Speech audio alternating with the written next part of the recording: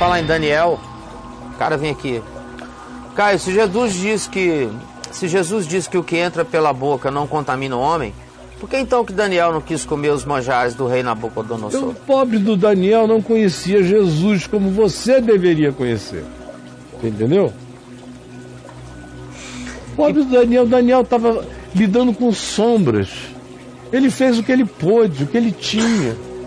Lá na terra do inimigo, no cativeiro, em Babilônia, no meio daquela orgia, da putaria, da surubagem geral da corte mais extravagante daqueles dias, com bebidas que vinham do mundo inteiro, com os pós para cheirar, com ervas diferentes e exacerbadoras dos sentidos, com todo tipo de cannabis e de sativa que você queira, do Oriente, de tudo que é lugar, com os ópios sendo utilizados, com o pessoal doidão para todo lado, com bruxarias no palácio, patrocinadas pelo palácio, os magos do mundo inteiro, das nações, reunidos ali, cada um aprendendo e praticando suas magias, suas poções, seus feitiços, suas comidas.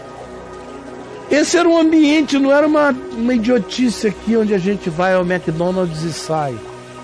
Não. Não era uma decisão sobre o que comer ou o que não comer. A decisão que Daniel estava tomando era transalimentícia. Tinha a ver com jejuar para aquela atitude. Ele estava jejuando para preservar-se daquele imiscuimento, daquela promiscuidade total. E que ganhou expressão também na comida, onde ele ficou só comendo de maneira vegetariana, bebendo água e dedicado à oração. E o que aconteceu? O cérebro dele e dos seus amigos se tornou mais dilatado do que os dos outros. A mente dele ganhou uma compleição de pensamento e de raciocínio como se não encontrou em ninguém, diminuindo as toxinas em excesso, os excessos da corte, dos quais ele não participou. A mente dele, sem aquele excesso de toxinas e de vinho e de comida e de droga e de alterador de consciência e de mulheres e de orgias e de eunucos e de um monte de coisas que só chamavam a atenção e o estímulo para a epiderme, para as expressões da sensorialidade palpável e vazia. Enquanto ele e os amigos se voltaram para a interioridade, o corpo ficou limpo do trabalho, ficou aliviado de não precisar fazer todo o trabalho de desintoxicação. A digestão dele, toda a energia concentrada no processo digestivo, sobrou inteira para os processos mentais, de discernimento, de aprendizagem, de memorização. O espírito dele estava totalmente aguçado.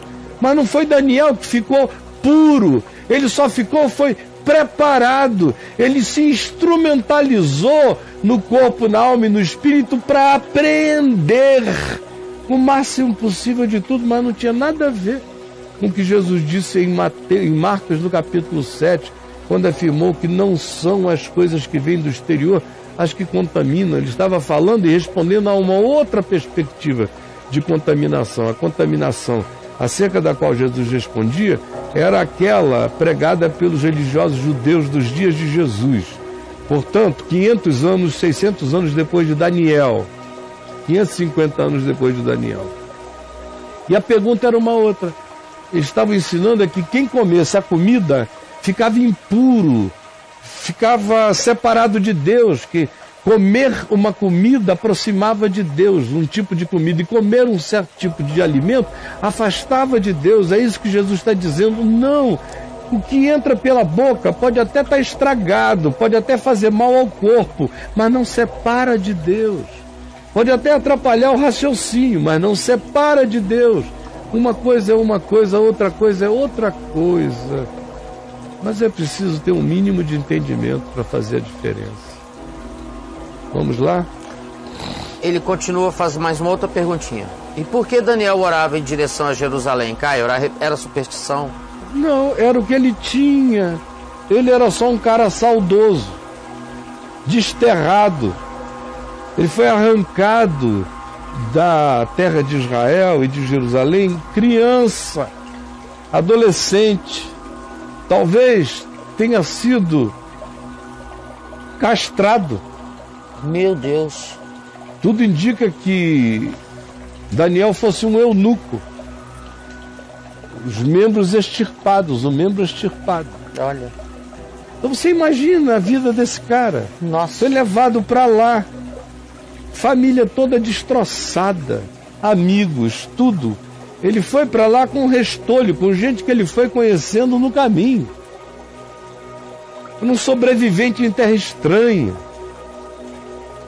Então orar voltado para Jerusalém para ele, e para a memória de como Israel era, de como tinha sido a vivência no melhor dos dias, ou no melhor da memória que os antepassados dele lhe tivessem passado, era uma questão de manutenção da identidade. E não de crer que apontando para aquela zona, para aqueles graus no GPS divino, fechasse-se um triângulo de poder. Parece uma coisa esotérica. Vocês não conseguem entender que Deus é espírito e que importa que os seus adoradores o adorem em espírito e em verdade. Não conseguem entender que tudo que se fez antes de Cristo, se fez o que pôde, como se pôde, com o que se tinha. Mas depois de Cristo, Daniel seria outro homem. Daniel cresceria em tantas outras coisas, como Paulo. Paulo cresceu em tantas outras coisas só porque conheceu Jesus. São as coisas que ele considera refúgio, esterco, adubo, até encontrar Cristo.